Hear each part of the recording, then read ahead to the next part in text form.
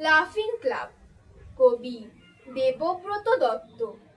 রামগরুড়ের ছানাদেরও হাসতে হলো শেষে। হাসি নাকি অসুখ সারায় গোমরা মুখর দেশে।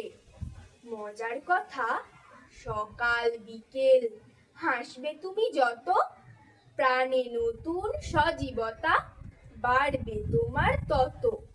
কিংবা ধরো, ঠোঁটটি টিপে হাসলে মৃদু হাসি, হাতির মতো পারবে খেতে খাবার রাশি রাশি। সাত সকালে লাগাও যদি অট্টহাসির ধুম, খুশ মেজাজে কাজ করবে রাত্রে ভালো ঘুম। যদি হাসো হো হো হা হা নানা রকম সুরে, দুঃখ কষ্ট ছুট লাগাবে পালিয়ে যাবে দূরে। গোঁফের ফাঁকে দন্ত হাসি তাও দেখেছি আমি, যেমন ধরো লাফিং ক্লাবে আমার মামা মামি।